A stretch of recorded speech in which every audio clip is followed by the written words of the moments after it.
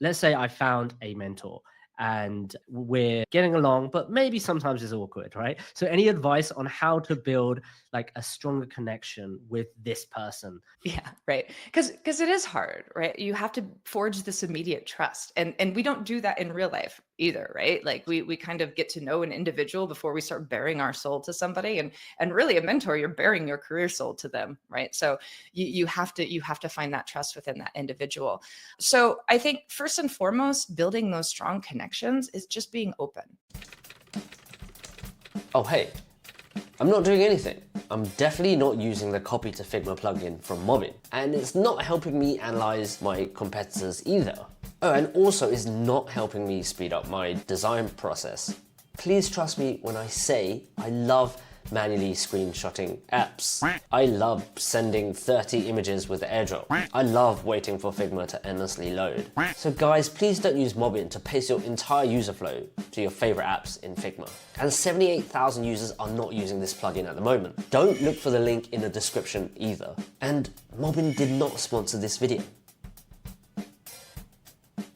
And in those initial sessions, you'll feel it. We always feel if there's a connection with a person, right? Like, and if you're not feeling it, that's okay. And maybe that's just maybe you feel doubtful about advice you're giving, or you feel like, ooh, I don't know if they're steering me in the right direction. Those are warning signs to you, right? And that's like, you don't need to work on building a connection with that individual because that's probably not the right relationship for you. But once you find that good connection with somebody and you're like, wow, like everything they're telling me, like we are symbiotic. We think in the same way, right? It's building that relationship is again being open, but also doing what you say you're going to do, right? Showing up to sessions, giving, being thoughtful, providing that context on what you're looking for, really being open. Like a lot of the seniors that I work with, they've been open to, hey, try this framework. I've had one mentee in the past that was really trying to work through data and helping with kind of outcomes and looking for different data sets and KPIs within their organization. And they really had to trust me to say like, hey, this is what I've used, try using this. But we built up to that place where that mentee was like, great, I'm on it. But then later she came back and told me the results, right? So be honest and open as well. Did this work? Is it not working? So I think really building that connection is being open, showing up, being prepared, providing the context, and not being afraid to try the things that you're being told to do. If you're resistant, that's going to be a blocker to that relationship. So, I also have a quick story here, which is someone approached me and was like, "Hey, Chris, I'm working on this thing and I would love to help you in UX Playbooks community because we have a Slack group, but it's really dead and I've always wanted to revive it." And she was like, "Hey, I've worked at this and I'm a community designer. Can I help you execute this and build a great community?" And immediately I was like, wow, this person, one, know what she wants, two, offered value, and three, she told me exactly what she's getting out of it. Hey, I want to practice this community design element.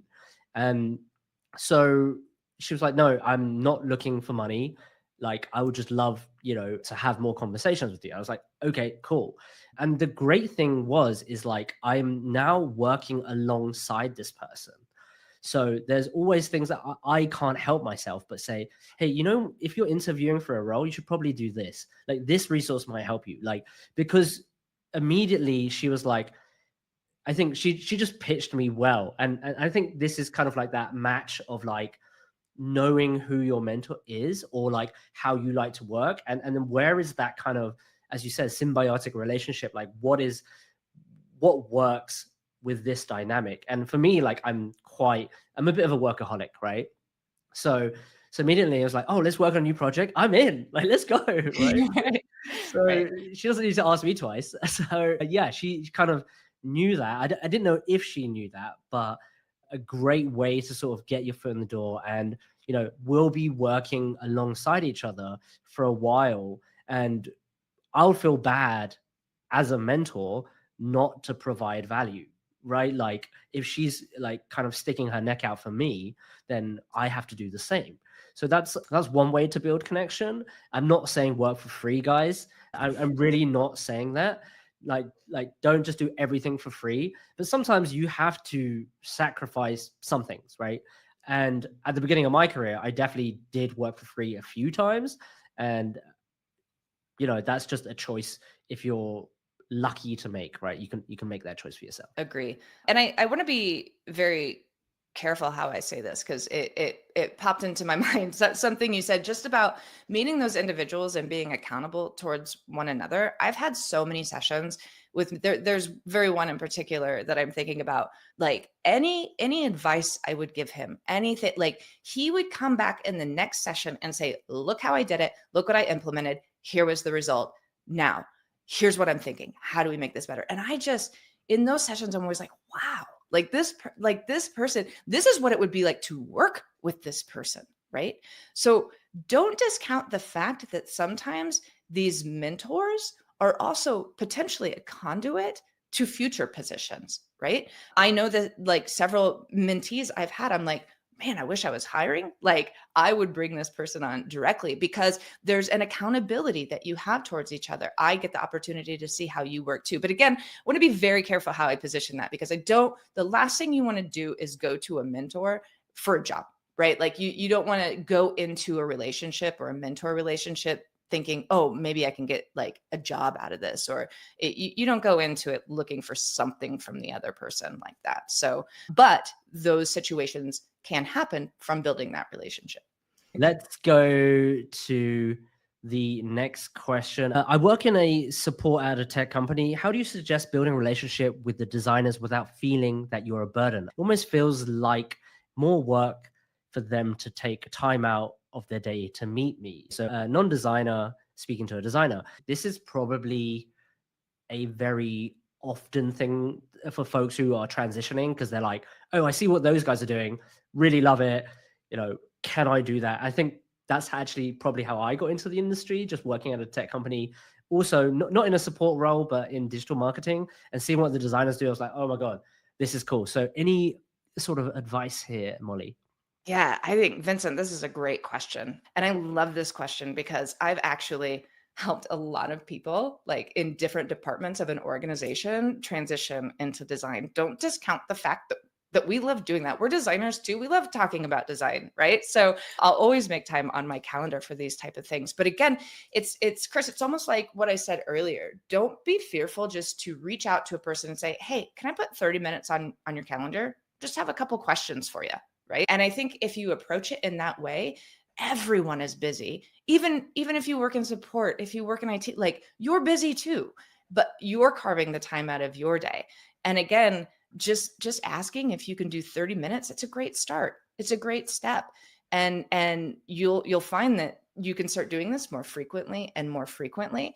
But I think the biggest thing that I can say is just don't be fearful about it. Don't worry about that other individual's time. They'll create those boundaries and they'll let you know if they can meet with you or not. And most people are not going to say, no, nope, not going to do it. Right. They're going to say, maybe not this week. We've got a load full of stuff, but maybe next week. But I just had an individual, not necessarily a designer, but somebody who was in a sales function in my current organization. And he reached out to everyone in like the product leaders, designers, other individuals he wanted to become part of product and he didn't necessarily know what side he wanted to fall on. So was exploring what is product management, what is product design, and what are these different functions. So freaking proud of him because he reached out to me. We started to forge a relationship. We opened a position for a product marketing manager so product marketing. And he beat out all the candidates and got that role because he put in the work, he put in the time, and he really looked to explore and he created the relationships with everyone in product. So we were all like, heck yeah, get him in here. Right. So I can't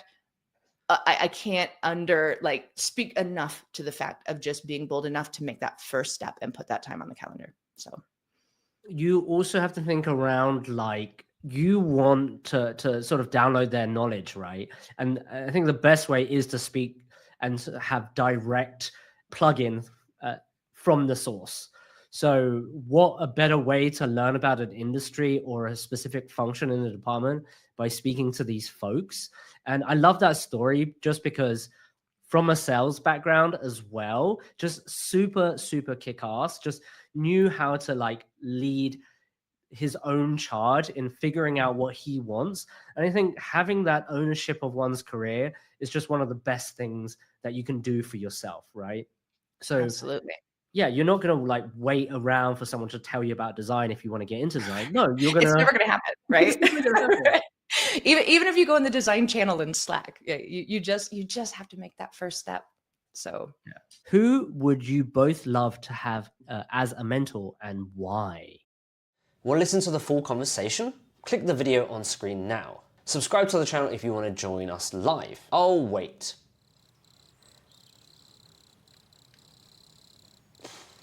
Okay, fine, you don't have to join us for the live stream, but if you like stuff like this, then click that subscribe button. I'll see you on the inside. Bye!